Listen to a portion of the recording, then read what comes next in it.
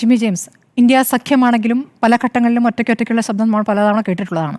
പക്ഷേ ഈ ഒരു വിഷയത്തിൽ ഇന്ത്യ സഖ്യം ഒന്നിച്ചു. ചരിത്രം പറഞ്ഞുകൊണ്ട് തുടങ്ങാം. കഴിഞ്ഞ ലോക്സഭാ തെരഞ്ഞെടുപ്പിൽ ഒരു റാലി പോലും നേരാവണ്ണം നടത്താൻ പറ്റാതിരുന്ന സഖ്യമാണ് ഇന്ത്യ സഖ്യം. ഒരു റാലി പോലും നേരാവണ്ണം നടന്നില്ലെന്ന് മാത്രമല്ല, പല സ്ഥലങ്ങളിലും അങ്ങോട്ടും ഇങ്ങോട്ടും ഭിന്നിച്ച് മത്സരിക്കുകയും ചെയ്തു. എന്നിട്ടും 235 സീറ്റ് എന്ന ലക്ഷ്യത്തിലേക്ക് അവരെത്തുകയും ചെയ്തു. അതൊരു വലിയ ലക്ഷ്യമായിരുന്നു. അവർ പോലും വിചാരിച്ചില്ലെന്ന് തോന്നുന്നു. പലരുടെയും പ്രതികരണം കേട്ടാൽ പിന്നെ നമുക്ക് മനസ്സിലായി ഇത്രയും എത്തുമോ എന്നുള്ളത്. 235 എന്ന് പറഞ്ഞാൽ കേവല ഭൂരിപക്ഷത്തിൻ്റെ 10-25 സീറ്റ് പുറകിൽ മാത്രമാണ്.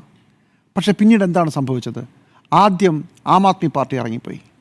അവിടെ നിന്ന് പശ്ചിമ ബംഗാളിലെ തൃണമൂൽ കോൺഗ്രസ് ഇറങ്ങിപ്പോയി. മഹാരാഷ്ട്രയിലെ കോളിളക്കങ്ങൾക്ക് ശേഷം, സംഘടന സ്പ്ലിറ്റായതിനു ശേഷം ശരത് പവാർ മുഖം തിരിച്ചു. എന്ന് മാത്രമല്ല, ഓപ്പറേഷൻ സിന്ദൂറിന് ശേഷം ഇന്ത്യ സഖ്യത്തിലെ പ്രധാനപ്പെട്ട പാർട്ടികളെല്ലാവരും പ്രത്യേക പാർലമെൻറ്റ് സമ്മേളനം വിളിക്കണമെന്ന് പറഞ്ഞപ്പോൾ ശരത് പവാർ പറഞ്ഞു അതിൻ്റെ ആവശ്യമില്ല എന്ന് പറഞ്ഞു. അങ്ങനെ തെരഞ്ഞെടുപ്പിന് തൊട്ട് മുമ്പ് ജനിച്ച് തെരഞ്ഞെടുപ്പിന് ശേഷം ഏതാണ്ട് മരിച്ചുപോയ ഒരു കുഞ്ഞായിരുന്നു ഇന്ത്യ സഖ്യം. ഇടയ്ക്കിടയ്ക്ക് ചില ഇളക്കങ്ങളൊക്കെ നമ്മൾ കാണുമെങ്കിലും അതായിരുന്നു സ്ഥിതി. ഈ Indian national developmental inclusive alliance, India എന്ന പേര് അങ്ങനെ കോർത്തെടുത്തതാണ്. അതിനെ പേടിച്ചുകൊണ്ട് ഇന്ത്യയുടെ പേര് ഭാരതം എന്നാക്കി മാറ്റി ആദ്യമേ BJP വലിയ തിരിച്ചുള്ള ആക്രമണങ്ങളൊക്കെ തുടങ്ങിയതാണ്. തെരഞ്ഞെടുപ്പിന് ശേഷം ഇന്ത്യ സഖ്യം നിർജ്ജീവമായതോടുകൂടി BJP ചിരിച്ചു. പക്ഷേ 2 ദിവസം മുമ്പ് ദില്ലിയിൽ കോൺഗ്രസ് നേതാവ്, പ്രതിപക്ഷ നേതാവ് രാഹുൽ ഗാന്ധിയുടെ നേതൃത്വത്തിലുള്ള അത്താഴ വിരുന്നിൽ 25 പാർട്ടികളാണ് പങ്കെടുത്തത്. 26 ആദ്യം ഇന്ത്യ സഖ്യത്തിൽ ഉണ്ടായിരുന്നത്. അതിൽ ആം ആദ്മി പാർട്ടി പുറകോട്ട് പോയി 25. 50 പ്രമുഖ നേതാക്കളും പങ്കെടുത്തു. ഒരുപാട് കാലത്തിന് ശേഷം ഈ സഖ്യം വീണ്ടും സജീവമാവുകയാണ്. വോട്ട് ചോരി എന്ന് പറഞ്ഞ് രാഹുൽ ഗാന്ധി ഉയർത്തിവിട്ട അണുബോംബിൻ്റെ സ്ഫോടന ശക്തിയിൽ, അതിൻ്റെ അനുരണങ്ങളിൽ ഡൽഹിയിലേക്ക്, ഇന്ത്യ സഖ്യത്തിൻ്റെ അടുത്തേക്ക്, രാഹുൽ ഗാന്ധിയുടെ കോൺഗ്രസിലേക്ക് വീണ്ടും ഇവരെല്ലാവരും ഒരുമിച്ച് വരുന്ന കാഴ്ചയാണ് നമ്മൾ കണ്ടത്. ആരോപണങ്ങൾ തെറ്റാണെന്ന് തെളിയിക്കാനോ അതിലേതെങ്കിലും രാഹുൽ ഗാന്ധി ഉപയോഗിച്ച് മുന്നോട്ട് കൊണ്ടുവന്ന ഉദാഹരണങ്ങൾ ശരിയല്ല എന്ന് തെളിയിക്കാനോ ഇതുവരെ BJP സഖ്യം മെനക്കെട്ടിട്ടില്ല. അതിനു പകരം രാഹുൽ ഗാന്ധിക്ക് നേരിട്ട് ഇലക്ഷൻ കമ്മീഷനിൽ പോയി അഫിഡവിറ്റ് കൊടുക്കാൻ ധൈര്യമുണ്ടോ, കോടതിയിൽ പോകാൻ ധൈര്യമുണ്ടോ എന്നുള്ളതാണ് ചോദിച്ചുകൊണ്ടിരിക്കുന്നത്. പക്ഷേ നമ്മളിപ്പോൾ നിൽക്കുന്നത് ഈ ആരോപണം ഉന്നയിക്കപ്പെട്ടതിൻ്റെ അടുത്ത ദിവസങ്ങളിലാണ്. റിപ്പോർട്ടർ അടക്കമുള്ള മാധ്യമങ്ങൾ ഈ സ്ഥലത്ത് പോകുന്നു. രാഹുൽ ഗാന്ധി പറഞ്ഞതിൽ കാര്യമുണ്ട് എന്ന് തെളിയിക്കുന്നു. പുതിയ സ്ഥലങ്ങളിൽ ഇത്തരം അഴിമതികളുണ്ട് എന്ന് പറയുന്നു. മറ്റു പല സംസ്ഥാനങ്ങളിലും ഇത്തരം അഴിമതി ആരോപണങ്ങൾ, ഇത്തരം വോട്ട് ചോർച്ചകൾ നടന്നിട്ടുണ്ട് എന്ന് കോൺഗ്രസിൻ്റെയും സഖ്യ പാർട്ടികളുടെയും കാര്യം പറയുന്നു. ഇപ്പോൾ CPI കേരളത്തിൽ പറയുന്നു. തൃശ്ശൂരിൽ സുരേഷ് ഗോപി ജയിച്ചത് അങ്ങനെയാണെന്ന് പറയുന്നു. എന്തിന് മോദി വരെ ജയിച്ചത് ഇതുവരെ ഇതുപോലെയാകാം എന്ന് പറയാനുള്ള ഒരു ധൈര്യവും അത് കേട്ടാൽ ആരും ചിരിക്കില്ല. കാരണം ഇന്ത്യയിലെ ജനങ്ങൾക്ക് എന്തോ നടന്നിട്ടുണ്ട് എന്ന ഒരു തോന്നൽ വരുത്താൻ രാഹുൽ ഗാന്ധിയുടെ വാർത്താ സമ്മേളനത്തിലെ അതിവിശദമായ തെളിവുകളുടെ അകമ്പടിയോടുകൂടിയുള്ള പ്രസംഗം സഹായിച്ചു എന്ന് വേണം മനസ്സിലാക്കാൻ. ഇതേ ബോധ്യം ഇന്ത്യ സഖ്യത്തിലെ 25 പാർട്ടികൾക്കും തോന്നി തുടങ്ങി എന്നുള്ളതാണ് ഇതിൻ്റെ അടിസ്ഥാനപരമായ ഘടകം. ഇനി എന്താ നടക്കാൻ പോകുന്നത്? ബീഹാർ തിരഞ്ഞെടുപ്പാണ്. ബീഹാറിൽ RJDയും കോൺഗ്രസും ചേർന്നുള്ള സഖ്യം തിരഞ്ഞെടുപ്പിലേക്ക് പോകുമ്പോൾ അവിടെ മറ്റൊരു വിഷയം നേരത്തെ തന്നെ അണിയറയിൽ ഒരുങ്ങുന്നുണ്ട്. 65 ലക്ഷം വോട്ടർമാർ, ആകെ 8 കോടി വോട്ടർമാരുള്ള സംസ്ഥാനത്ത് വോട്ടർ പട്ടികയിൽ നിന്ന് പുറത്തു പോവുകയാണ്. അതിനെതിരെ ബീഹാറിൽ കോൺഗ്രസും RJDയും നേരത്തെ തന്നെ വലിയ സമരത്തിൻ്റെ പശ്ചാത്തലത്തിലാണ്. അപ്പോൾ ഇന്ത്യ സഖ്യത്തിന് 2 പ്രധാനപ്പെട്ട സമരമുഖങ്ങൾ ഇതിനോടകം തുറക്കാൻ കഴിഞ്ഞു. ഒന്ന് ബീഹാറിൽ, 2 ഇന്ത്യയിലാകമാനമുള്ള ലോക്സഭാ തെരഞ്ഞെടുപ്പിൽ എങ്ങനെയാണ് BJP വോട്ട് അട്ടിമറിച്ചതെന്ന ആരോപണത്തിൽ. ഈ 2 സമരമുഖങ്ങൾ തുറന്ന ശേഷം ഈ കഴിഞ്ഞ വ്യാഴാഴ്ചത്തെ 2 ദിവസം മുമ്പത്തെ അത്താഴ വിരുന്നിൽ കോൺഗ്രസ് അതുപോലെ തന്നെ RJD വന്ന നേതാക്കളെ ക്ഷണിച്ചത് സെപ്റ്റംബർ 1-ാം തീയതി ബീഹാറിൽ അവരുടെ ഒരു മഹാറാലിയുടെ അവസാനം നടക്കുകയാണ്. അവിടേക്ക് ഇന്ത്യ സഖ്യത്തിലെ മുഴുവൻ ആളുകളെയും ക്ഷണിക്കാൻ പോവുകയാണ്. ക്ഷണിച്ചു കഴിഞ്ഞു. എല്ലാവരെയും കൊണ്ടുവരാനുള്ള ശ്രമം നടക്കാൻ പോവുകയാണ്. നേരത്തെ ഞാൻ തുടക്കമ്പോൾ പറഞ്ഞല്ലോ, ഇന്ത്യ സഖ്യം തെരഞ്ഞെടുപ്പ് കാലത്ത് പോലും മര്യാദയ്ക്ക് ഒരു റാലി നടത്തിയിട്ടില്ല. അവിടെ നിന്നാണ് ഇന്ത്യ സഖ്യത്തിലെ മുഴുവൻ ആളുകളും സെപ്റ്റംബർ 1-ാം തീയതി ആ റാലിയിലേക്ക് വരികയും അങ്ങ് പശ്ചിമ ബംഗാളിലെ മുഖ്യമന്ത്രി മുതൽ ഇങ്ങ് തമിഴ്നാട്ടിലെ വരെ, കേരളത്തിലെ വരെയുള്ള നേതാക്കളും രാഷ്ട്രീയ നേതാക്കളും അതുപോലെ തന്നെ മുഖ്യമന്ത്രിമാരും മന്ത്രിമാരും എല്ലാം അണിനിരക്കുന്ന ഒരു വലിയ ഷോ ഓഫ് നടക്കാൻ പോവുകയാണ്. അവിടം വരെ എത്തി. ഇതിത്രയും നല്ല കാര്യം. ഇനി ഇതിൻ്റെ മറുവശം കൂടി പറയാം. ഇന്ത്യ സഖ്യം എപ്പോഴും ഒന്നിച്ചിട്ടുള്ളത് ഇത്തരം ആപൽ ഘട്ടങ്ങളിലാണ്. ഇതിനു മുമ്പ് ഇന്ത്യ സഖ്യത്തിൻ്റെ 2 റാലികൾ നടന്നിട്ടുണ്ട്. ഒന്ന് ഡൽഹിയിലാണ്, ഒന്ന് ജാർഖണ്ഡിലാണ്. ജാർഖണ്ഡിൽ ഷിബു സോറിനെ ED തൂക്കിക്കൊണ്ടുപോയപ്പോൾ പെട്ടെന്ന് എല്ലാവരും ഒന്നിക്കുകയും ഇന്ത്യ സഖ്യത്തിൻ്റെ റാലി അവിടെ നടക്കുകയും ചെയ്തു. പ്രധാനപ്പെട്ട നേതാക്കൾ മിക്കവാറും എല്ലാവരും എത്തി. ഡൽഹിയിൽ മുഖ്യമന്ത്രി അരവിന്ദ് കെജ്രിവാളിനെ അറസ്റ്റ് ചെയ്തപ്പോൾ ഇതുപോലെ തന്നെ ഡൽഹിയിലും ഇന്ത്യ സഖ്യത്തിൻ്റെ റാലി നടന്നു. അപ്പോൾ തെരഞ്ഞെടുപ്പല്ല, തങ്ങൾക്കെതിരെയുള്ള ആക്രമണം, തങ്ങളെ ലക്ഷ്യം വെച്ചിട്ട് ബി ജെ പി സർക്കാർ NDA സഖ്യം നീങ്ങുന്നു എന്ന് തോന്നിയപ്പോഴാണ് ഇതിനു മുമ്പെല്ലാം ഇന്ത്യ സഖ്യം ഇതുപോലെ ഒന്നിച്ചിട്ടുള്ളത്. അതിനുശേഷം അത് ഒരു ഘട്ടം കഴിഞ്ഞാൽ പതുക്കെ പിരിഞ്ഞു പോകുന്ന കാഴ്ചയാണ് നമ്മൾ EDയുടെ കാര്യത്തിൽ കണ്ടത്. ഷിബു സോറനല്ലോ, മോനെയല്ലേ? ക്ഷമിക്കണം, ഷിബു സോറിൻ്റെ മോൻ. അപ്പോൾ ഈ 2 സംഭവങ്ങളിലും ഒരു പ്രധാനപ്പെട്ട വിഷയം എന്ന് പറയുന്നത് ഞങ്ങൾക്കെതിരെ നടക്കുന്ന ആക്രമണമാണ്. ആ ആക്രമണം ഇല്ലെങ്കിൽ ഇന്ത്യ സഖ്യത്തിൻ്റെ കാര്യത്തിൽ വളരെ കാര്യമായ എതിർപ്പൊന്നും വരില്ല. അത് പതുക്കെ അങ്ങാലിത്തീരത്തില്ലാതായി പോകും. ആക്രമണത്തിന്റെ സ്വഭാവം കൂടി പരിശോധിക്കണ്ടേ? സ്വഭാവം അനുസരിച്ചാണ് ഐക്യം വരുന്നത്. ഇത്തവണ അതായത് ഇപ്പോൾ ഇലക്ഷന് ജയിക്കുക എന്നുള്ള ഒരു ഒരെണ്ണം ഇന്ത്യ സഖ്യത്തെ ഒന്നിപ്പിക്കില്ല. അതേസമയം തങ്ങൾക്കെതിരെ എന്തോ ഒരു വലിയ ആക്രമണം വരുന്നു എന്ന് തോന്നിയാൽ ഇന്ത്യ സഖ്യം ഒന്നിക്കും. അതാണ് നമ്മൾ ഇതുവരെ കണ്ടുകൊണ്ടിരുന്നത്. ബീഹാറിൽ 2 പ്രധാനപ്പെട്ട ഇന്ത്യ സഖ്യത്തിലെ 2 പ്രധാനപ്പെട്ട പാർട്ടികൾ ഒരുമിച്ച് നിൽക്കുമ്പോൾ അവിടെ 65 ലക്ഷം വോട്ടർമാർ ഇല്ലാതായതിനു ശേഷവും ഇന്ത്യ സഖ്യത്തിൻ്റെ ഭാഗത്തു നിന്ന് ഉയർന്നു വരേണ്ട പ്രതിഷേധം എത്രത്തോളം ഇൻറ്റൻസിറ്റിയിൽ ഉയർന്നു വന്നിട്ടുണ്ടോ എന്ന് ചോദിച്ചാൽ ഞാൻ പറയും കുറച്ചുകൂടെ ശക്തിയിൽ വരേണ്ടതാണ്. ബീഹാർ തെരഞ്ഞെടുപ്പിന് തൊട്ടടുത്ത് നിൽക്കുമ്പോഴും അതിൻ്റെ അനുരണങ്ങൾ ഒന്നും ഇന്ത്യയിൽ എല്ലായിടത്തും അലയടിക്കുന്നില്ല. അതെന്തുകൊണ്ടാണ്? ഇന്ത്യ സഖ്യത്തിൻ്റെ ഒരു ദൗർബല്യമാണ് ഇതിനെ കാണിക്കുന്നത്. ഓരോ സംസ്ഥാനങ്ങളിലെയും പാർട്ടികൾ തമ്മിലുള്ള തെരഞ്ഞെടുപ്പ് സഖ്യം അത് പലപ്പോഴും ഇൻടാക്റ്റായി പോകാൻ പറ്റും. പക്ഷേ ഒരു സംസ്ഥാനത്തെ ഒരു സഖ്യത്തിന് വേണ്ടി ബാക്കി ഇപ്പോൾ പശ്ചിമ ബംഗാളിൽ നിന്ന് ഈ കാര്യത്തിൽ മമതാ ബാനർജിയുടെ പാർട്ടി ഒരുമിച്ചിറങ്ങുന്നു. ഇതൊക്കെ കാണാൻ സാധിക്കുന്നുണ്ടോ? പാർലമെൻറ്റിൽ ഇവരൊക്കെ ഒരുമിച്ചിറങ്ങുന്നുണ്ട്. പക്ഷേ അതിനപ്പുറം ഇതിപ്പോൾ തെരഞ്ഞെടുപ്പിന് 1 മാസം മുമ്പാണ്. 65 ലക്ഷം വോട്ടർമാർ പട്ടികയിൽ നിന്ന് പുറത്തായിരിക്കുകയാണ്. ബീഹാർ സ്തംഭിക്കേണ്ട സമയമാണ്. ജനങ്ങൾ തെരുവിൽ നിന്ന് പിരിഞ്ഞു പോകാണ്ടാത്ത രീതിയിൽ നിൽക്കേണ്ട സമയമാണ്. അത് ഇന്ത്യ സഖ്യത്തിൻ്റെ ഭാഗത്തുനിന്ന് ഉണ്ടാകുന്നില്ല എന്നുള്ളതാണ് ഒരു പ്രശ്നം. ഇടയ്ക്ക് കേട്ടിരുന്നു തെരഞ്ഞെടുപ്പ് തന്നെ ബഹിഷ്കരിക്കാൻ ഇവർ ആലോചിക്കുന്നുവെന്ന്. അത്തരം ശക്തമായ നീക്കങ്ങളിലേക്കൊന്നും പോകുന്നില്ല. പക്ഷേ ഇന്ത്യ സഖ്യത്തിന് മുന്നിൽ അവസരങ്ങളുടെ ഒരുപാട് വാതിലുകൾ തുറന്നു കഴിഞ്ഞു.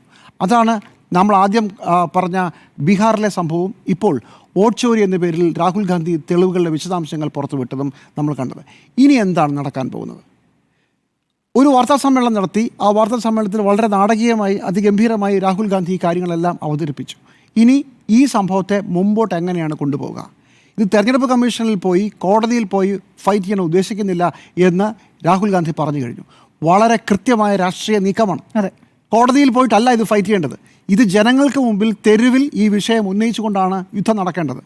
തിങ്കളാഴ്ച ഡൽഹിയിൽ ഇന്ത്യ സഖ്യത്തിലെ മുഴുവൻ ആളുകളും തെരഞ്ഞെടുപ്പ് കമ്മീഷനിലേക്ക് മാർച്ച് ചെയ്യുകയാണ്. അവിടെ പോയി തെരഞ്ഞെടുപ്പ് കമ്മീഷനെ കണ്ട് അവരുടെ പരാതി അറിയിക്കുകയാണ്.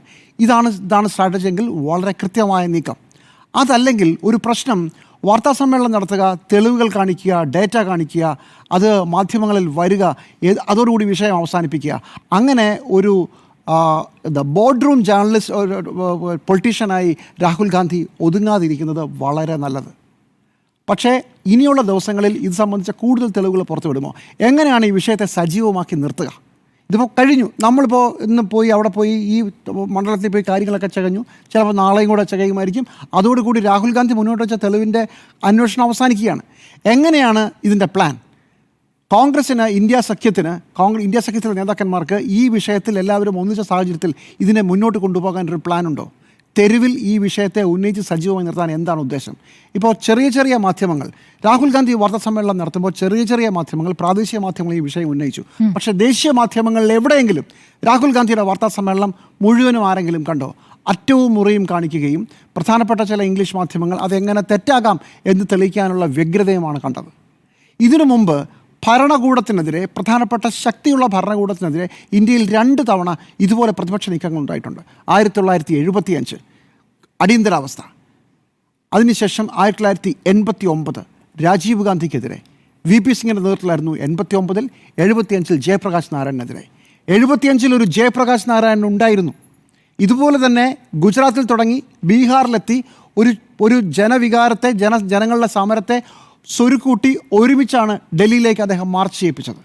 89-ൽ രാഹുൽ ഗാന്ധിക്കെതിരെ രാഹുൽ ഗാന്ധി ചോർ ഹെ, ഗലി ഗലി മേ ഷോർ ഹെ, രാജീവ് ഗാന്ധി ചോർ ഹെ എന്ന മുദ്രാവാക്യവുമായി ബോഫോസ് കേസിലെ 64 കോടിയുടെ വിഷയം ഉന്നയിച്ചുകൊണ്ട് വി പി സിംഗ് പുറത്തേക്ക് ഇറങ്ങുകയാണ്. അപ്പോൾ എല്ലാവരും ഒരുമിക്കുകയാണ്. ഒരു വി പി സിംഗും ഒരു ജയപ്രകാശ് നാരായണനും ഉണ്ടായിരുന്നു. ഇന്ന് രാഹുൽ ഗാന്ധി ഉണ്ട്. രാഹുൽ ഗാന്ധി മതിയോ എന്നുള്ളതാണ് ഒരു പ്രധാനപ്പെട്ട ചോദ്യം. രാഹുൽ ഗാന്ധിയെ ഒരു നേതാവായി അംഗീകരിക്കാൻ ബുദ്ധിമുട്ടാണോ എന്നുള്ളതാണ് മമതാ ബാനർജിയുടെ ആയാലും ശരത് പവാറിൻ്റെ ആയാലും മറ്റു ലാലു പ്രസാദ് യാദവിൻ്റെ ആയാലും ഒക്കെയുള്ള പ്രധാനപ്പെട്ട പ്രശ്നം ഇതുവരെയുള്ളത്. അവിടെ നിന്ന് ഇപ്പോൾ ഈ വിഷയം ഉന്നയിച്ച് എല്ലാവരെയും ഒന്നിപ്പിച്ചതോടുകൂടി രാഹുൽ ഗാന്ധിയെ ഒരു നേതാവായി ഇന്ത്യയിലെ പ്രധാനപ്പെട്ട മറ്റ് പാർട്ടികൾ, പ്രതിപക്ഷ പാർട്ടികൾ അംഗീകരിച്ചിട്ടുണ്ടോ? അതിനുള്ള സമയമായോ? അതോ ഈ ഒരു വിഷയം ഇന്ത്യ മുന്നണിയുടെ മൊത്തം പ്രശ്നമായി കൊണ്ടുവന്ന് അവരെ കൂടെ മുന്നോട്ട് കൊണ്ടുവന്ന് അവരെ കൂടെ ഈ വിഷയത്തിൽ അവർക്ക് കൂടി ഒരു റോൾ കൊടുക്കുന്ന രീതിയിലൊരു സമരത്തിലേക്ക് കോൺഗ്രസ് പോകുമോ? കോൺഗ്രസിന് എപ്പോഴുമുള്ള ഒരു പ്രശ്നം ദ ഗ്രാൻഡ് ഓൾഡ് പാർട്ടി, ഞങ്ങളാണ് കാര്യങ്ങൾ തീരുമാനിക്കുക എന്ന ഒരു അമ്മാവൻ സിൻഡ്രോം എപ്പോഴുമുള്ള പാർട്ടിയാണ്. പക്ഷെ കഴിഞ്ഞ ലോക്സഭാ തെരഞ്ഞെടുപ്പിൽ അങ്ങനെ ആയിരുന്നില്ലല്ലോ. ചില സ്ഥലങ്ങളിലായിരുന്നില്ല, ചില സ്ഥലങ്ങളിൽ സഖ്യം പൊട്ടുകയും ചെയ്തതിൻ്റെ ഭാഗമാണ്. അപ്പോൾ അന്ന് തന്നെ ബീഹാറിൽ കൊടുക്കുക എന്നൊരു സമീപനം കോൺഗ്രസ് ആ സമയത്ത് ബീഹാറിൽ വലിയ തർക്കങ്ങൾ ഉണ്ടായത് നമ്മൾ മറക്കരുത്. കഴിഞ്ഞ തെരഞ്ഞെടുപ്പിൽ പല സ്ഥലങ്ങളിലും തർക്കം വരും, അവസാനം ഒരു വിധത്തിലങ്ങ് ശരിയാവും. ബീഹാറിൽ അതിനുശേഷം അവർ വലിയ അഭിപ്രായ വ്യത്യാസങ്ങളൊക്കെ ഉണ്ടായത് നമ്മൾ കണ്ടതാണ്. അപ്പോൾ ഇത്തവണ രണ്ട് പ്രശ്നങ്ങളാണുള്ളത്. ആരാണ് നിങ്ങളുടെ നേതാവ്? ഒരു ലീഡർഷിപ്പ് വാക്യൂം ഇന്ത്യ സഖ്യത്തിനുണ്ട്. ആ വാക്യത്തിലേക്ക് രാഹുൽ ഗാന്ധി മുന്നോട്ട് വരുന്നുണ്ടോ? അത് വരുന്നെങ്കിൽ അദ്ദേഹത്തെ ബാക്കിയുള്ളവർ അംഗീകരിക്കുമോ? ഇനി അതല്ല, എല്ലാവരും ചേർന്നുള്ള ഒരു പുതിയ നേതൃത്വമാണോ? അങ്ങനെയാണെങ്കിൽ ആ പുതിയ നേതൃത്വത്തെ അംഗീകരിക്കാൻ കോൺഗ്രസ് അടക്കമുള്ളവർ തയ്യാറാണോ? ഈ കാര്യത്തിൽ ഇവർക്കെല്ലാം ഒന്നിപ്പുണ്ടോ? എങ്ങനെയാണ് 75-ലെ ജനതാ പ്രസ്ഥാനവും എങ്ങനെയാണ് 89-ലെ ജനതാദൾ പ്രസ്ഥാനവും പൊളിഞ്ഞുപോയത്? ഈ നേതാക്കന്മാരുടെ പാർട്ടികളുടെ മൂപ്പിളമ തർക്കങ്ങൾ കൊണ്ടാണ്. നാമാവിശേഷമായി പോവുകയും ഒരു പ്രതിപക്ഷ സഖ്യത്തിന് ഇന്ത്യയിൽ ഒരു സാധ്യതയുമില്ല എന്ന് കുറച്ചുകൂടെ കൃത്യമായി ജനങ്ങളെ ബോധ്യപ്പെടുത്തുകയും ചെയ്തൊരവസ്ഥയാണ്. അപ്പോൾ ഈ ലീഡർഷിപ്പ് വാക്യൂം എങ്ങനെയാണ് ഇന്ത്യ സഖ്യം മറികടക്കുക? എങ്ങനെയാണ് ഇപ്പോൾ പൊട്ടിച്ച ബോംബിൻ്റെ അനുരണങ്ങൾ നിങ്ങൾ മുമ്പോട്ട് കൊണ്ടുപോവുക എന്നുള്ളതാണ്. 75-ലും 89-ലും ഇന്ത്യയിലെ പ്രതിപക്ഷത്തിൻ്റെ മാധ്യമങ്ങളുടെ പിന്തുണയുണ്ടായിരുന്നു. ഇന്ന് പ്രതിപക്ഷത്തിൻ്റെ കൂടെ, ഇന്ത്യ സഖ്യത്തിൻ്റെ കൂടെ ദേശീയ തലത്തിൽ പ്രകമ്പനമുണ്ടാക്കുന്ന ഒരൊറ്റ മാധ്യമം പോലുമില്ല എന്നുകൂടി ഓർക്കണം. അതില്ലാതായിട്ട് കുറച്ച് കാലമായിരുന്നേ. അതെ, അതാണ് പ്രശ്നവും. കുറച്ച് ഇംഗ്ലീഷ് വായിക്കുന്നവർ മാത്രം നോക്കുന്ന കുറച്ച് ഇംഗ്ലീഷ് മാധ്യമങ്ങൾ മാത്രമേ ഉള്ളൂ. അതും ഓൺലൈൻ, ടെലിവിഷനിൽ വളരെ കുറവാണ്. അപ്പോൾ ഇതാണ് രാഷ്ട്രീയ സാഹചര്യം. ഈ രാഷ്ട്രീയ സാഹചര്യത്തെ എങ്ങനെയാണ് മുന്നോട്ട് കൊണ്ടുപോവുക? എനിക്ക് ഉറപ്പാണ് തിങ്കളാഴ്ച ഡൽഹിയിൽ ഒരു വളരെ വലിയ പ്രകടനവും വളരെ വലിയൊരു ഷോ ഓഫും ഉണ്ടാകും. അതിനുശേഷം സെപ്റ്റംബർ 1-ന് ബീഹാറിലെ റാലിയിലും വളരെ വലിയ ആൾക്കൂട്ടവും നേതാക്കളുടെ പങ്കാളിത്തവും ഉണ്ടാകും. ഈ പണ്ട് കേരളത്തിൽ ഇന്ത്യയിൽ ഇറാഖ് ഫുട്ബോൾ ടീം വന്നപ്പോൾ കേരളത്തിൽ ഒരു കളി നടന്നു, ഇന്ത്യ വേഴ്സസ് ഇറാഖ്. തിരുവനന്തപുരത്തായിരുന്നാണ് എൻ്റെ ഓർമ്മ. സ്റ്റേഡിയം നിറഞ്ഞു കവിയുന്നു. ഇന്ത്യക്ക് വേണ്ടി ഭയങ്കര കയ്യടിയാണ്, നിറഞ്ഞു നിന്ന് കയ്യടിയാണ്. 5-0 ഇന്ത്യ തോറ്റു. സ്വാഭാവികം. അപ്പോൾ പിറ്റേ ദിവസം ദേശാഭിമാനിയുടെ തലക്കെട്ട് ആവേശം ഗോളടിക്കില്ല, നെഞ്ചുയർത്തി ഇറാഖ് എന്നായിരുന്നു തലക്കെട്ട്. എന്ന് പറഞ്ഞതുപോലെ ആവേശം ഇന്ത്യ സഖ്യത്തിന് ഗോൾ തരില്ല. നിങ്ങൾ എങ്ങനെ ഈ കളി മുന്നോട്ട് കളിക്കാൻ പോകുന്നു എന്നുള്ളത് വളരെ പ്രധാനം. ഇടയ്ക്ക് ഫ്രീസറിലും വെക്കരുത്. ഫ്രീസറിൽ വെക്കാതിരിക്കാം, ഫ്രീസറിൽ നിന്ന് പുറത്തെടുത്ത് വെക്കാം. മുമ്പോട്ട് അതുകൊണ്ടും കാര്യമില്ല, മുമ്പോട്ട് ഓടേണ്ടിയും വരും. ഞാൻ അതിനോട് വിയോജിക്കുന്നു. കാരണം ആവേശം എന്നുള്ളതിനപ്പുറം ഇതിലൊരു പണിയെടുത്തിട്ടുണ്ടല്ലോ. ഈ 6 മാസം എടുത്ത് പണിയെടുത്തിട്ടാണ് തെളിവുകൾ പുറത്തു കൊണ്ടുവന്നിരിക്കുന്നത്. അതിൻ്റെ തുടർച്ചയുണ്ടാണോ എന്നുള്ള കാര്യത്തിൽ യോജിക്കുന്നു. പക്ഷേ ഇത് വെറും ഒരു ആവേശമാണ്. കാരണം ഈ ആവേശത്തെക്കുറിച്ച് എനിക്ക് ഒരു കാര്യം പറയാനുണ്ട്. 2023 ഇന്ത്യ മുന്നണി രൂപീകരിക്കുമ്പോൾ 2024 പൊതു തെരഞ്ഞെടുപ്പായിരുന്നു ലക്ഷ്യം. അതിനിടയിൽ 5 നിയമസഭാ തെരഞ്ഞെടുപ്പുകൾ ഒന്നിച്ച് വന്നപ്പോഴേക്കും ഇന്ത്യ മുന്നണി എടുത്ത അട്ടത്ത് വെച്ചു.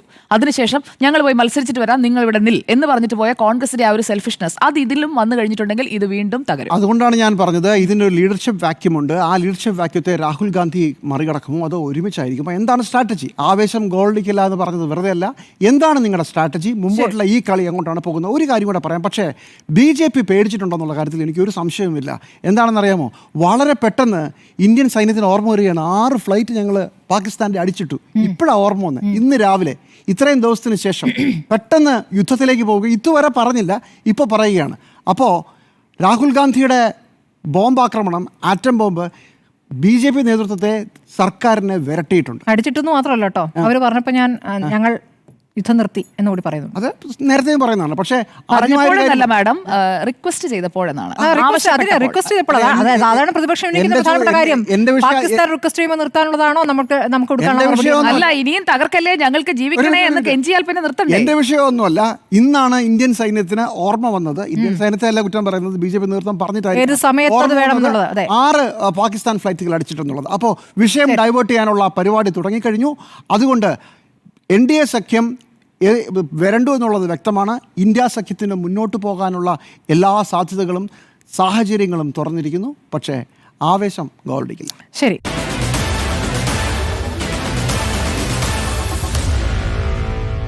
Meet the editors.